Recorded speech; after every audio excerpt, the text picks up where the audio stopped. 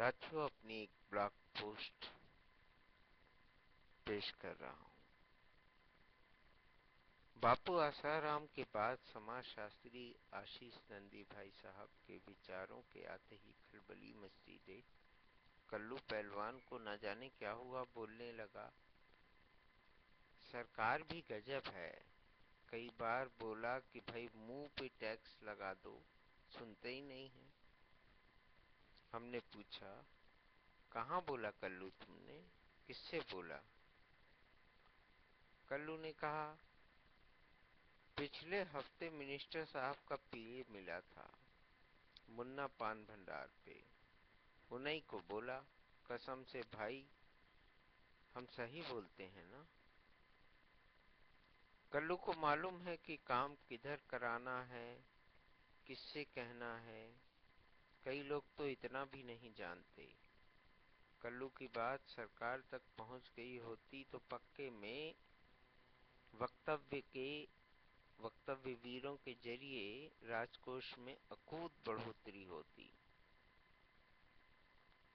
इस विषय पर हमने कल्लू से बात करने के बाद रिसर्च की तो पता चला कि आजकल पर्यावरण में वक्तव्य वायरस का संक्रमण हो चुका है। आजकल बड़े बड़े लोग वक्तव्य वायरस की वजह से एक अजीबोगरीब बीमारी का शिकार हो चुके हैं और ये है बकनू बाय। इस बीमारी के शिकार वो होते हैं जो मीडिया के बिल्कुल करीब रहते हैं। सभा समारोहों में भीड़ को देखकर आपा खोने वाले, खबरीले चैनलों के कैमरों से घिरे हुए व्यक्ति इस बीमारी का सबसे पहले शिकार होते हैं। इस बीमारी के रोगी को आप रोजिना देख सकते हैं। अखबार जिन खबरों में इन्वर्टेड कामा लगाकर वर्जन लगाया करते हैं, उन वर्जनों से आप रोगी को पहचान सकते हैं। यानी वर्जन से आप रोगी को पहचान सकते हैं। ऐसा नहीं है कि केवल वर्जन के जरिए तक से बीमारी तक पहुंचा जाता है। एक साहब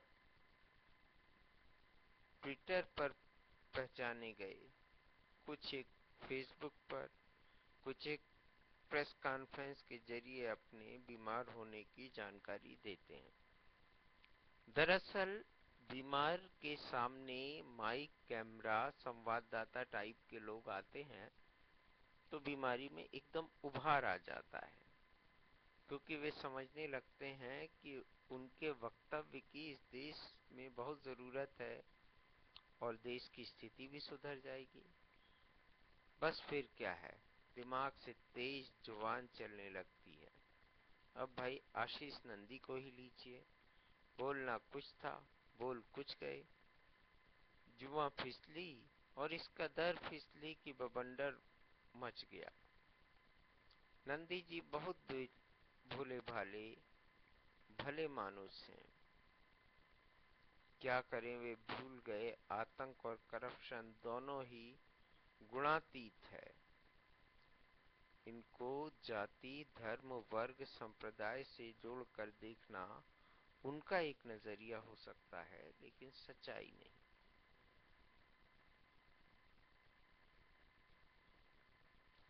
जन सामान्य में बीमारी की तलाश की गरज से हमने एक हथकंडा अपनाया और हम अपने मित्र उमेश राठौर के साथ पान की दुकान पे पहुंचे। पहुंचते ही हमने अपने कैमरामैन मित्र को फोटो उतारने की हिदायत दी। आसपास के कुछ लोग हमें पत्रकार समझ बैठे। तत्काल हमसे सरकार और व्यवस्था के खिलाफ, खास तौर पर नगर निगम के खिलाफ खुलकर बोलने लगे। इतना खुलकर बोले कि खुद याद ना रहा कि क्या क्या बोले जा रहे हैं। बार बार पिच से पान तमाकू की पीक सड़क पे थूकते हुए श्रीमान गंदगी पे भाषण दे रहे थे। हमने पूछा, भाई साहब, ये जो आप पीक थूके हैं, इसे भी नगर निगम साफ नहीं कर पाएगी। सवाल से भाई के मुंह में मनमोहन सिंह जैसी चुप्पी छा गई। तो मित्रों, बकनूबाई नामक बीमारी लाइलाज बीमारी है। इस बीमारी के इलाज के लिए, रिसर्च के लिए सरकार को कुछ और धन खर्च करना चाहिए। तब तक कल्लू भाई की सलाह मान ली जाए, मुंह पे टैक्स लगा दिया जाए, व्यवस्था इसी बजट से कर ली जाए तो अच्छा है। वैसे ऐसा नहीं है कि हिंदुस्तान में ही इस बीमारी का विस्तार है, विश्व में भी इसका विस्तार देखा जा सकता है, किंतु भारतीय उपमहाद्वीप में इस बीमारी को महामारी के तौर पे आप देख सकते हैं।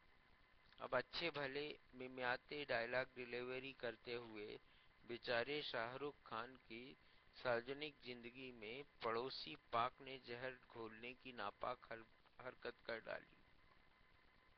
इस बीमारी के गंभीर परिणाम होते हैं जो हमारे समाज पर गहरा असर डालते हैं। इस बीमारी से वक्तव्य वीरों को पनपने का अवसर मिलता है, वे भी कुकुर मुद्दों की तरह उग आते हैं। ऐसे मौके पर गली गली में आपको नुक्कड़ वार्ताओं से गर्मा गर्म ऊष्मा निकलती नजर आएगी, और जो ना बोला उसे जबलपुरिया भाषा में पुर्रा घोषित कर दिया जाता है। बातों बात में फसाद की संभावना बढ़ जाती है। कई आलमाइटी साहबान यानी कलेक्टर साहबान आपात बैठक आहूत करते हैं, निगरानी कराते हैं कि कहीं प्रतिक्रिया स्वरूप कोई बेजा हरकत न कर दे और कानून व्यवस्था तार तार न हो जाए। सारी बीमारी की जड़ है लोगों का अत्यधिक अक्ल वाला होना।